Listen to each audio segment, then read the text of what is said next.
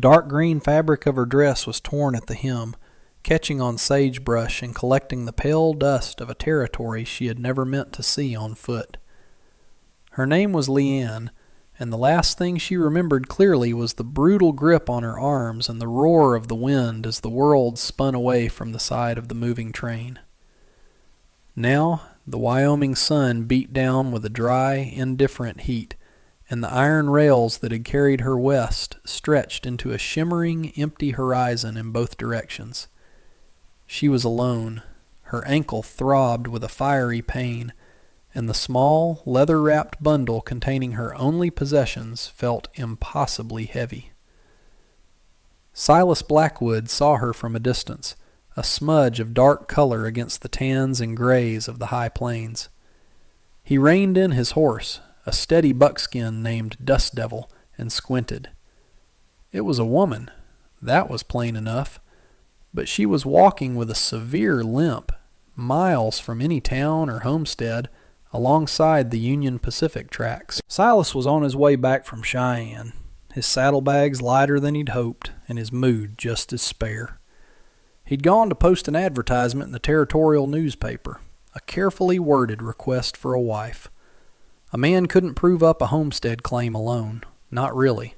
It took two sets of hands to make a piece of raw land into a home, and the loneliness was a physical weight, pressing in on him most nights. He had imagined a sturdy woman from back east, someone used to hardship, who would see his 160 acres not as an exile, but as an opportunity. He had not imagined this. As he drew closer, he saw she was Chinese.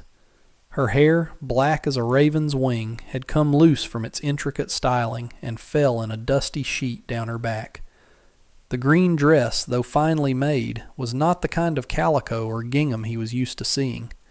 The cut was different, the fabric richer. Her face was smudged with dirt and tears, but her expression was one of fierce, exhausted determination. She did not call out for help. She simply kept moving, dragging her injured foot one painful step at a time.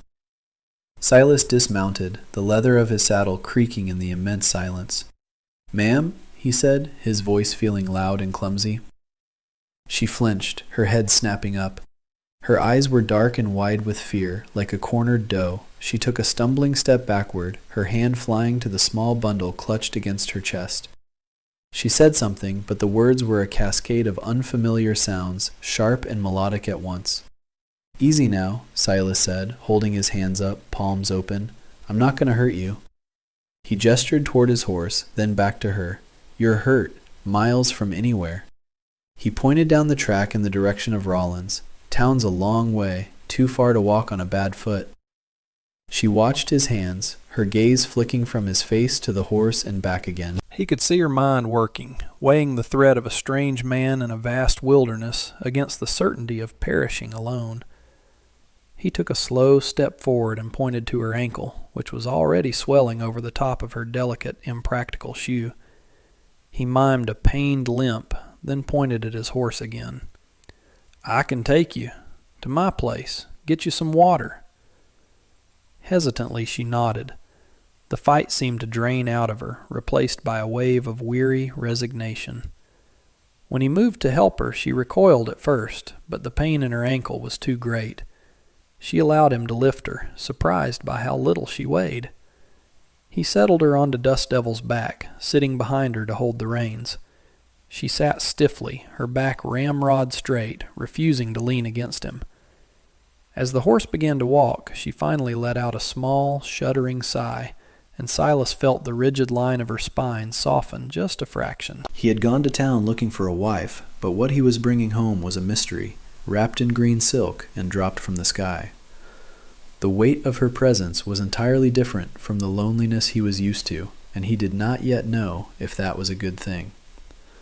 His homestead was little more than a dugout, a sod-roofed shelter carved into the side of a low hill, but it was sturdy and cool against the summer sun. A small, neat cabin stood half-finished beside it, the pale pine logs waiting for the roof he couldn't afford to finish. He helped her down and guided her inside, settling her onto the single cot. The room was sparse, a cot, a small table with 2 chairs, a stone hearth, and shelves holding tins of coffee, flour, and beans. Leanne looked around the small, earthen room, her eyes taking in the simple, masculine neatness of the place. It was nothing like the opulent train cars she had left, nor the palaces she had known, but it was shelter. It was safe. The man, Silas, moved with a quiet efficiency. He brought her a dipper of cool water from a bucket, and she drank it greedily, the first clean water she'd tasted in what felt like a lifetime. "Ankle," he said, pointing. She understood. She straightened her leg, and he gently worked the ruined shoe off her swollen foot. She hissed in pain as his calloused, gentle fingers probed the injury. "It's not broken, I don't think," he murmured, more to himself than to her, "but a bad sprain." He went to a chest and came back with clean strips of linen and a bottle of whiskey. He poured some of the liquor onto a rag, and the sharp smell filled the small space. "This'll bite," he warned, before carefully cleaning the scrapes around her ankle. She clenched her jaw, but made no sound. He then wrapped the joint tightly with the linen strips, his movements sure and practiced. When he was done, he offered her the bottle. She shook her head. He took a short pull himself and corked it. For the next 2 days, a quiet routine settled over the dugout. Silas worked on his land, digging irrigation ditches from the small creek that ran through his property, while she rested. He would bring her meals of beans and bacon, or tough jackrabbit stew. She ate with a small, pained dignity, using the fork he provided as if it were a curious artifact. They communicated with gestures and single words. "Water." "More?" "Pain?" She would nod or shake her head. Her English was nearly non-existent, but she was a quick study. She learned his name, Silas, repeating it until the shape of it felt right in her mouth. He learned hers, Leanne, a name that sounded like a held breath. On the 3rd day, he came back from the creek to find her sitting up, mending the tear in her green dress with a needle and thread she had taken from his small sewing kit. Her stitches were impossibly small and perfect, a line of artistry on the worn fabric. She had also swept the dirt floor and organized his shelves, lining up the tins in neat rows. A small thing, but it changed the feel of the room, softening its hard edges. He stood in the doorway, watching her, a strange feeling loosening in his chest. But their quiet world was not meant to last. A wagon rattled up the track to his homestead late that afternoon. Silas recognized it as belonging to Jedediah Croft, the freight agent from Rawlins, and a man whose piety was matched only by his nosiness. Croft ran the town with an iron ledger and a steel gaze, and his sudden appearance meant trouble. "Blackwood," Croft called out, his voice thin and sharp. He stayed seated in his wagon, as if dismounting would soil him. "Heard you came back from Cheyenne empty-handed. No takers for your advertisement, I reckon." "Evening, Jedediah," Silas said, his voice flat. He positioned himself in the doorway of the dugout, blocking the view inside. "What can I do for you?" "Just making my rounds, checking on the folks out this way." Croft's eyes, small and dark, scanned Silas's property, missing nothing. "Heard a rumor is all, from one of the railroad men. Said they had to remove some freight a few miles east of here. Chinese woman, causing a fuss, they said." His gaze sharpened, landing squarely on Silas. "You wouldn't have seen anyone like that, would you? A stray?" The word stray hung in the air like a foul smell. Silas felt a cold anger rise in him. He thought of Leanne, her quiet dignity, her perfect stitches, the fear in her eyes when he'd first found her. She was not a stray. "Can't say that I have," Silas said, his voice dangerously even. But it was too late. From behind him, a shadow moved. Leanne, hearing the strange voice, had pulled herself up on a makeshift crutch Silas had carved for her and limped to the doorway to see what was happening. Croft's eyes widened, a flicker of cruel satisfaction in them. "Well, well, what do we have here?" he said, finally climbing down from his wagon. He walked toward them, his boots crunching on the dry earth. He stopped a few feet away, looking Leanne up and down like she was livestock. "So the railroad men were telling the truth. You're harboring company, Blackwood." "She was hurt," Silas said, his hand instinctively moving to rest on the handle of the axe leaning against the doorframe. Found her by the tracks. I'm giving her aid." "Aid," Croft sneered. "The law has a different word for it. Vagrancy. The railroad has its own rules for trespassers. She should be sent back to whatever work camp she escaped from." He took another step, addressing Leanne directly, in a loud, slow voice, as if she were a child. "You. Do you have papers? Do you have a sponsor?" Leanne did not understand his words, but she understood his tone. It was the same tone the men on the train had used, a tone of contempt and ownership. She lifted her chin, her back straightening. She looked Croft directly in the eye and spoke. Her voice was not loud, but it carried a weight of authority that silenced the prairie. The words were in her own tongue, fluid and commanding. Croft was taken aback. He had expected cowering, not defiance. "What's she jabbering about?" he demanded of Silas. "I don't know," Silas said honestly, "but she's not a vagrant, and she's not leaving." "Is that so?" Croft's face hardened. "You're a fool, Blackwood. A man in your position, trying to prove up a claim, can't afford this kind of trouble. The town won't stand for it. The railroad won't stand for it." He pointed a long, bony finger at Leanne. "That thing will bring you nothing but ruin." Before Silas could respond, Leanne did something that surprised them both. She stepped forward, ignoring the pain in her ankle. She looked at Croft's pointing finger, then met his gaze with an expression of such profound disdain that he actually took a step back. Then, with deliberate grace, she turned her back on him and limped back inside the dugout. The dismissal was absolute. Croft's face flushed a deep, mottled red. He was a man used to being feared, not dismissed. He turned his fury on Silas. "You'll regret this, Blackwood. I'll be speaking with the marshal. You've got 1 week to get rid of her, or we'll do it for you." He climbed back into his wagon and cracked the whip over his horses, leaving Silas standing alone in a cloud of dust. The confrontation was over, but the threat was now clear and present. The quiet world he had shared with Leanne for a few days had been shattered.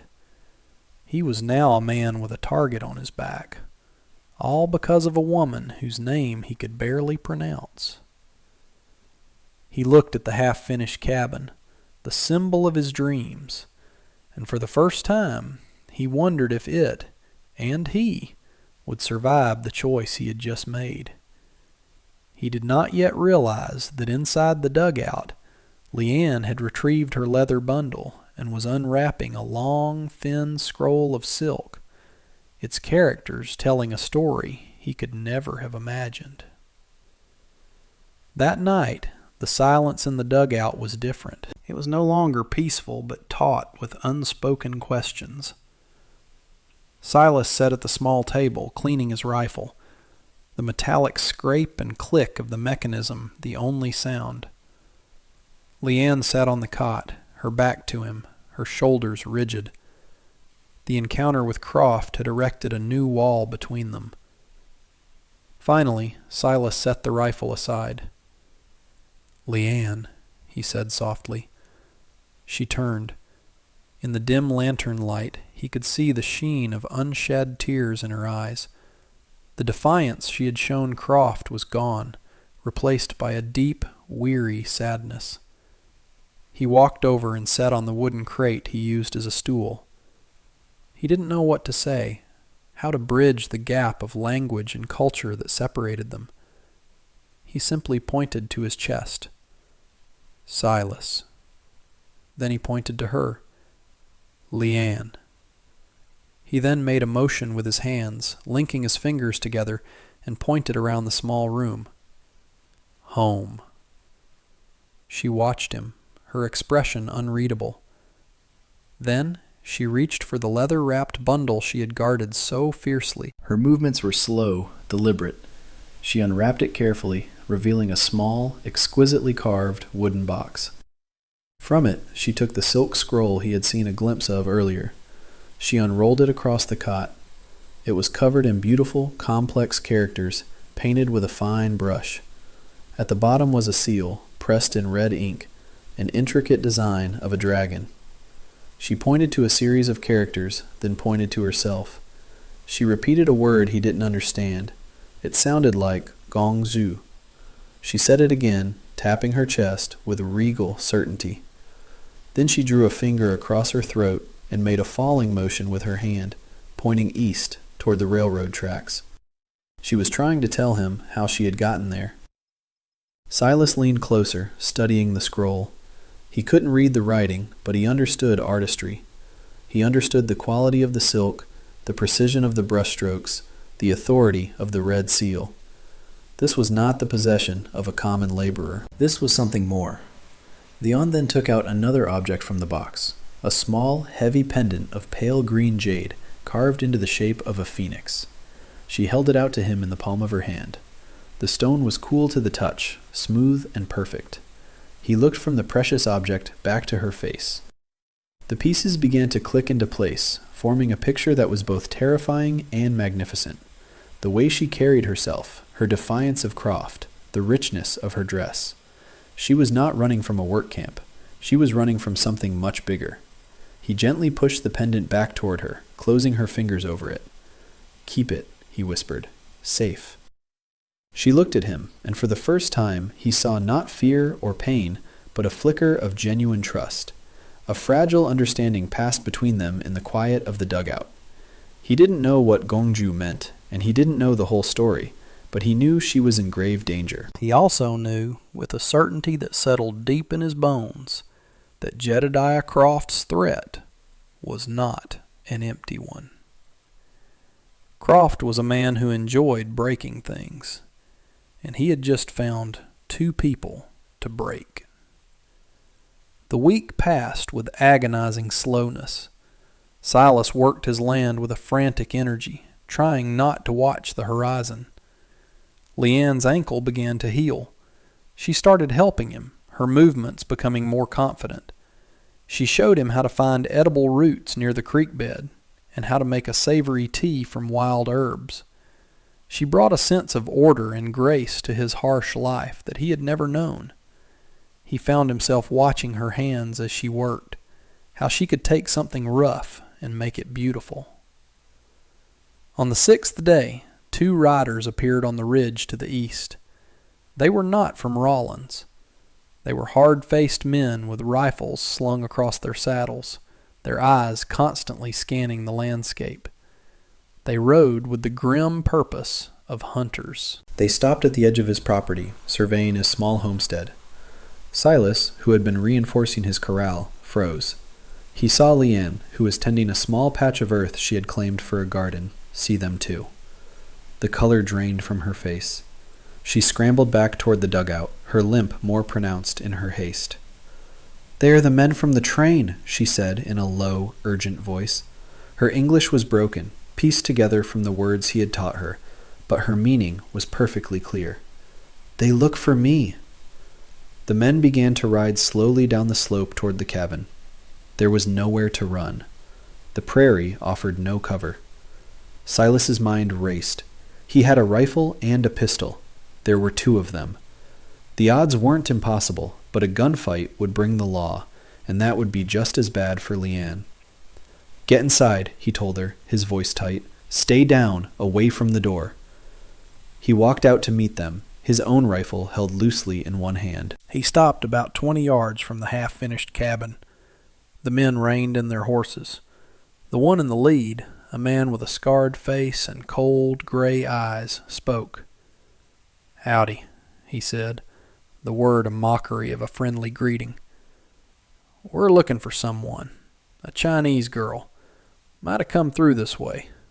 Seen anything?" "Haven't seen anyone," Silas said, his heart pounding against his ribs. The scarred man smiled, a humorless stretching of his lips. "That's a shame. There's a reward. A big one. From a man in San Francisco who's very eager to have his property returned." He leaned forward on his saddle horn. "She's valuable, but she's also trouble. We'd hate for anyone to get caught up in that trouble." The other man dismounted, his movements casual, but his hand never strayed far from the pistol on his hip. He began to walk toward the dugout. "That's far enough," Silas said, raising his rifle slightly. The man stopped. The scarred rider chuckled. "Feisty. Look, friend, we don't want a problem. We know she's here. A freight man in Rawlins told us a homesteader was hiding her. Just give her to us, and we'll be on our way. You can go back to this." He waved a hand dismissively at the dugout and the unfinished cabin. This was the moment, the choice that Croft had warned him about. He could give her up, take the reward money, finish his cabin, and live his life in peace. All he had to do was step aside. He thought of Leanne's terrified face. He thought of her hands, mending his shirt, tending a garden in the dust. He thought of the word property. "She's not here," Silas said again, his voice like stone. "And you're on my land. I suggest you leave." The scarred man's smile vanished. Wrong answer. He reached for his gun, but Silas was ready. He fired his rifle, not at the man, but at the ground just in front of his horse. The buckskin screamed and reared, throwing the rider. The other man drew his pistol, but a shot rang out from the doorway of the dugout. It wasn't a rifle crack. It was the sharp report of Silas's pistol. The man grunted and staggered back, clutching his shoulder, his gun falling to the dust. Leanne stood in the doorway, the heavy Colt pistol held steady in both hands, smoke curling from the barrel. Her face was pale, but her expression was resolute. She had taken his gun from its holster by the cot and had chosen to stand with him. The scarred man, thrown but unhurt, scrambled for his fallen rifle. Silas chambered another round. "Don't," he said. The man froze, looking from Silas's rifle to the woman in the doorway with the pistol, a look of disbelief on his face. He was a professional, beaten by a dirt farmer and a slip of a girl. Cursing, he got to his feet, helped his wounded partner onto his horse, and mounted his own. "This isn't over," he spat. "You have no idea who you've crossed." They rode away, leaving a tense silence behind them. Silas slowly lowered his rifle, his hands shaking. He looked at Leanne, who was still holding the pistol, her knuckles white. She looked at the gun in her hands as if she'd never seen it before, then carefully set it on the ground. She met his gaze, and in that shared look, everything changed. They were no longer a man and a woman from different worlds. They were partners. They had faced death together and had chosen each other. The cost of that choice was still unknown, but for the first time, Silas Blackwood didn't feel alone. 6 months later, the first snows of winter dusted the high plains. The half-finished cabin was now complete, with a stone chimney pluming gentle smoke into the crisp air. A sturdy new barn stood beside it, and the corral held 2 more horses besides Dust Devil. Inside the cabin, a fire crackled in the hearth. The room was warm and bright, filled with the scent of roasting meat and herbs. Leanne sat at the table, a book open in front of her. She traced the words with her finger, sounding them out softly. "The horse is brown." She looked up at Silas, a proud smile on her face. "That's right," he said, smiling back. He was mending a piece of tack, his hands moving with familiar skill. The lines of worry on his face had softened. His homestead was thriving. Leanne's knowledge of plants had saved him a fortune in supplies, and her quick mind and tireless work had turned his desperate claim into a real, functioning ranch. They had filed a marriage certificate in Cheyenne, a simple document that made her his wife in the eyes of the law and secured his claim. But the paper was just a formality. The real bond had been forged in dust and gunfire. The men who were hunting her never returned. Silas figured her powerful, intended husband in San Francisco had likely given her up for dead, a casualty of the brutal West. Her past was a ghost, but her future was here, in this small cabin, on this piece of land they had built together. Her silk scroll and jade phoenix were tucked away safely, relics of a life that felt like it belonged to someone else. That evening, as the wind howled outside, Silas put aside his work. He walked over to the table and looked at the book with her. He pointed to a new word. "Home," he said. Leanne looked at the word, then around the warm, sturdy room. She looked at the man beside her, his weathered face, his kind eyes. She placed her hand over his on the table. "Home," she repeated, the word perfect and clear. It was not a place you were sent to, or a place you fled from. It was a place you built, stitch by stitch, log by log, with someone who chose to stand with you when the world tried to tear you down. The green dress she had arrived in was packed away, but its color was now in the curtains she had sewn for the window, a quiet reminder of the impossible journey that had led her to the one place she had never expected to find. And that brings us to the end of this one. If you stayed with me all the way through, thank you. Stories like this one only get told because folks like you sit down and listen. If you liked what you heard, go ahead and hit that like button. And if you want more stories from the old frontier, subscribe so you don't miss the next one. Until then, take care of yourself, and thanks again for being here.